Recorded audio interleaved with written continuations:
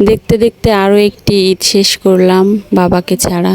চলে আসলাম খালার বাড়িতে, যদি একটু বাবার অভাবটা পূরণ হয়। হ্যালো এভরিওয়ান, আসসালামু আলাইকুম। কেমন আছেন সবাই? সবাইকে ঈদ মোবারক।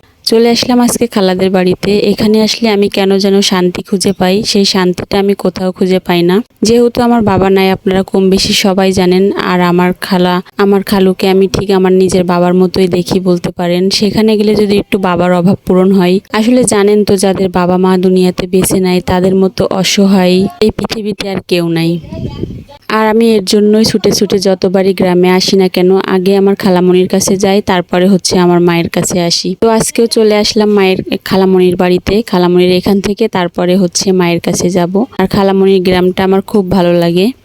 আর আমার খালামণি আর আমার খালু হচ্ছে একদম মাটির মানুষ। ওখানে না গেলে ওরা খুব রাগ করে, বলে যে আসতে পারিস না, খালি মায়ের কাছেই যাস। এর জন্য বারবার ছুটে ছুটে খালামণির কাছে চলে আসি। এখানে আসলে আমার ভীষণ ভালো লাগে।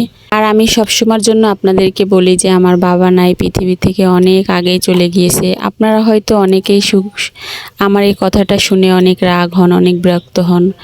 আসলে কি জানেন, বাবার ভালোবাসা কখনো পাই নাই, বাবার অভাবটা এখনও আমার ভিতরে রয়ে গেছে। এর জন্য বারবার আমি বাবার কথাই বলি। আর আপনারা কি আপনার বাবা মাকে ভালোবাসেন না? যে আপনারা সবসময় আমার কমেন্টে সেই কথা বলেন যে আপু আপনার কি একাই বাবা মারা গিয়েছে। এই কথাটা বলা ভুল। আসলে কি জানেন, যাদের পৃথিবীতে বাবা মা নাই তারাই একমাত্র জানে যে কতটা কষ্ট, কিন্তু কেউ প্রকাশ করে আর কেউ করে না। হয়তো কেউ মনের ভিতরে পুষে রাখে আর কেউ হচ্ছে প্রকাশ করে। যেমন আমি আপনাদের সামনে এসে বলি ভিডিওতে যে আমার বাবা নাই, বাবা নাই। আপনারা যে এমনভাবে বলেন, এতেও কিন্তু আমার খুব কষ্ট লাগে। কারোর মনে কষ্ট দিয়ে কথা বলা ঠিক না। মনে অনেক কষ্ট করেছি, এর জন্য চাই যে একটু সুখের মুখ কবে দেখবো জানি না। আল্লাহর কাছে সবসময়ের জন্য বলি যে আল্লাহ, যেহেতু পৃথিবীতে আমাদের বাবা বেঁচে নাই আর আমার বড় একটা ভাইও নাই, এটা তো সবসময় আপনারা ভিডিওতে শোনেন। আমার মায়ের জন্য যদি আমি কিছু করতে পারি তাহলে নিজেকে অনেক ধন্য মনে করব। আমাদের জন্য দোয়া করবেন যেন আমরা ভালো থাকি, সুস্থ থাকি। পৃথিবীতে তখনই আপনাকে দেখবেন অনেক অসহায়ের মতো লাগবে, যখন আপনার এই পৃথিবীতে বাবা নামক বটগাছটা মাথার উপর থেকে চলে যাবে।